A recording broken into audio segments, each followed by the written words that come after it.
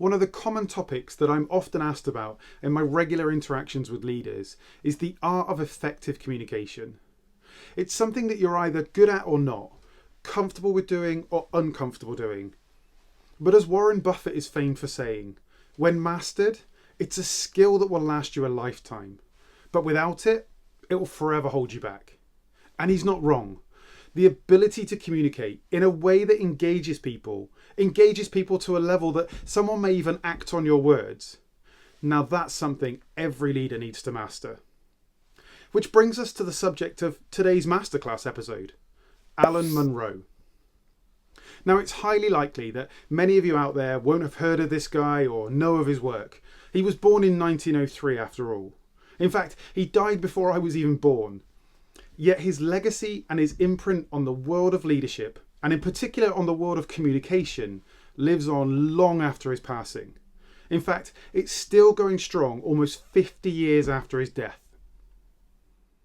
Both a qualified psychologist and an acclaimed author, it's the work that Monroe did around the field of communication that found him worldwide fame and acknowledgement. He's viewed, still to this day, as a pioneer in the field of communication, having developed one of the most profound and widely adopted methods for communicating with people. Having initially studied at Northwestern University in Illinois, where he gained his Bachelor of Science and later both a Master's and a Doctorate, he went on to become Professor of English at the world-famous Purdue University in Indiana. Purdue being one of the top 10 ranked schools, not just in America, but recognised and acclaimed worldwide.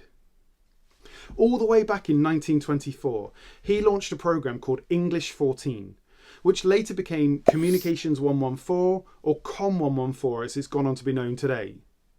It's a programme centred around the art of speaking publicly, and it's a course that still runs in Purdue to this day. In fact, it's so highly thought of that it's become a programme that many college majors are expected to complete as part of their programme. Monroe taught throughout the whole of his long career. Rebranding his English programme as a speech programme in the mid-1930s, he helped to establish the Department of English and Speech, which today has evolved into the Department of Audiology and Speech Science. He laid the very foundations for how people get trained in the art of communication, even to this day. So highly regarded was he in the field of public speaking and communication, Purdue created a much coveted Alan Monroe Graduate Scholar Award, an award that recognises students who exemplified the standards of academic excellence at Purdue. All of which brings us to Monroe's book, Principles and Types of Speech. The book is much harder to come by these days, but his methods for creating engagement in people live on still to this day. His method, known as Monroe's motivated sequence, is ultimately about inspiring people to take action. As a leader, our job is to look to the horizon and weigh up the events, opportunities and hurdles that have the potential to come our way. We survey the landscape to see what opportunities we can capitalise on, or what threats we need to manoeuvre around.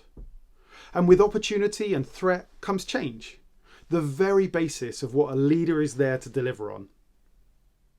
A leader has the responsibility and accountability for deciding what the future should look like and what change is needed or necessary in order to not only survive, but thrive. And communication is central to that. Spotting change is one thing, but failure to be able to communicate effectively can render change completely redundant. And when you don't change, you die, as Herb Kelleher of Southwest Airlines likes to quote. Enter Monroe and his ability to engage an audience to the point of taking action. Or rather, I should say, his method for communicating with people so that they are more likely to embrace change and take action. A simple framework, it has at its core 5 fundamental steps that a leader sequentially passes through in preparing for and communicating with people. Monroe labelled it the psychology of persuasion, as what you're trying to do is convince people that you know something that they don't, and that people should follow you to a better place and an improved situation or outcome. Step 1 is all about grabbing people's attention. It's exactly what it says on the tin. It's a leader's responsibility to communicate in a way and communicate a message that makes people sit up and pay attention. Storytelling has become a huge thing in the world of leadership, and it's a great technique for drawing people in. But equally so, hard-hitting or shocking statistics equally do the same job. Imagine being told that unless we win the next big piece of work in the next 90 days, we'll be out of business. That would make you sit up and pay attention. Or how about the message Mark Zuckerberg sent to all Facebook employees shortly after the company achieved their 1 billion user mark? Stories resonate through Silicon Valley around this little red book that landed on people's desks, and in it contained lots of magical things about the company. But one message stood out amongst many others. It said, if we don't invent the thing that kills Facebook, somebody else will. And that made a few people sit up and pay attention. Whether you use humour, statistics, storytelling or rhetorical questions, the objective of step 1 is to grab people's attention, as without that, nothing else is possible. Which brings you to step 2, which is about convincing your audience that the problem or opportunity you see is real. It plays on the psychological needs of the various audience members by focusing on how things may impact or personally affect them. This isn't about scare tactics or manipulation. It's about laying out the facts that back up your statement and doing so in a way that reality and consequences of any inaction may become clear to the individuals that are impacted. In helping your audience realise that what's happening right now isn't good, or that a better future is within reach and just on the horizon, they recognise the need to change. It helps the audience see that a solution is needed or necessary, and they'll be more inclined to move towards it when it's presented. Which is important for people to remember at this stage. We're not at the solution part. This is still about creating an environment where people are open to hearing about a solution and getting people more open to change and action. Use statistics. Make it clear what the consequences of inaction are and ultimately get people uncomfortable. Get them restless and hungry for the so what. A moment where you can lay out your suggested solution and the required action of the team. Which of course brings us to step 3. Step 3 is about sharing your solution for what you've outlined. It's about giving people all the necessary details and answering all their possible questions so that they fully understand what is being proposed. It's a step that will likely need repeating and reverting back to several times, as it's important to remember that people process information in different ways. Either way, it's an opportunity to discuss facts, provide evidence and examples of where your proposed idea might have worked previously, and to outline the explicit action that you're asking of people. When given empirical evidence and a compelling but simple call to action, people are more likely to act. But you have to have laid the appropriate foundations first. How you feel towards something determines the likely motivation that you'll have for action. And therefore, steps 1 and 2 are of critical importance if step 3 is to have any chance of cutting through. In preparing for step 3, you may want to give prior thought and consideration to the counter-arguments or likely objections you'll face. Remember, everybody embraces change differently, and there will always be that one voice who likes to act as a disruptor or barrier to progress. Give yourself the best chance of success and be ready for these arguments. Which leads us on to step 4. Step 4 is about bringing the solution to life for people. It's about helping them see how the solution looks in practice. At this stage, you can lay out several views of the world. It's your opportunity to help your audience see all sides of the story, from what happens if no action is taken to how life would be better should they follow your proposed way forward. Monroe believed it was best practice to always start with the negative consequences, as in lay out how bad everything should be should no course of action be followed, and then follow it with a rosier, more harmonious way forward for people to see. Whatever you do, make sure you absolutely 100% make sure your vision is both believable and realistic. People have to be able to see this in their mind's eye. They have to be able to visualize what this future will look like and believe that it's possible should they get on board and give it a go. As the law of innovation and diffusion teaches us, more people than not are cynical about change, and therefore you have to give them a reason to jump on board.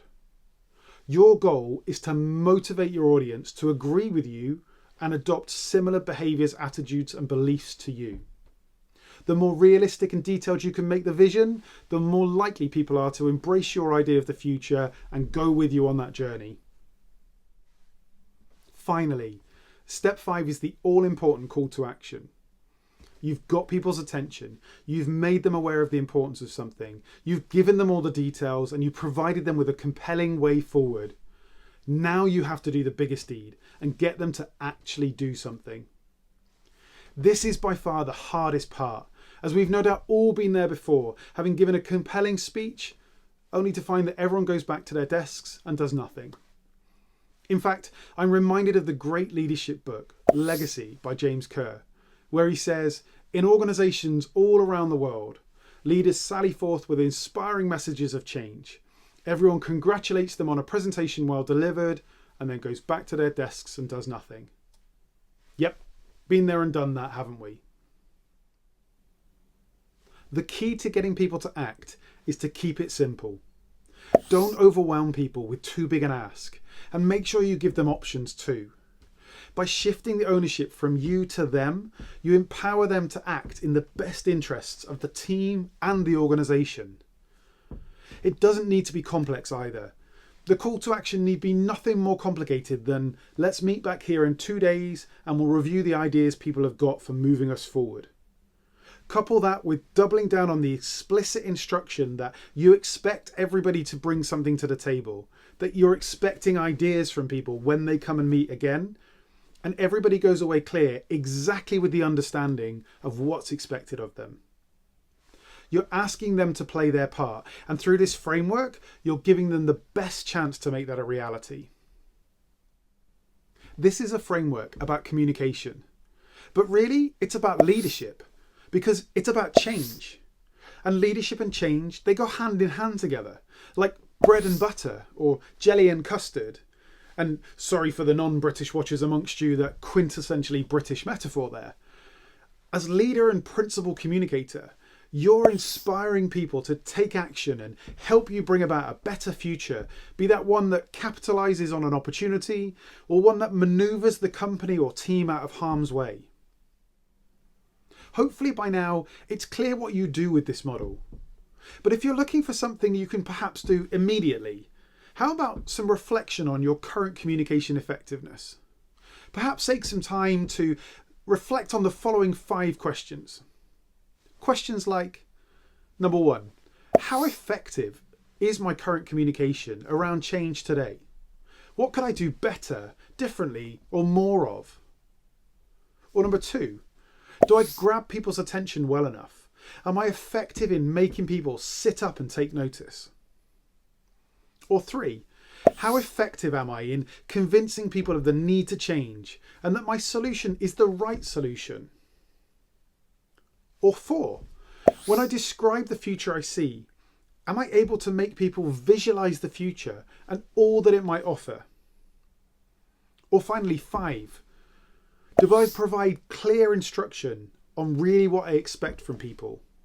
What more could I be doing to increase people's adoption and engagement in my ideas, in the change that we need or that's necessary? Communicating with people can be daunting. In fact, many people profess an absolute fear of speaking publicly, but it can be learned and it can be mastered. The great Warren Buffett, who we referenced right the way back at the beginning of this episode, used to be crippled with stage fright. But he overcame these nerves by signing up to communication training, with Dale Carnegie in this instance, of How to Win Friends and Influence People fame. And he went on to become one of the most successful businessmen ever, with public speaking a core strength for the role that he held and the business that he was in.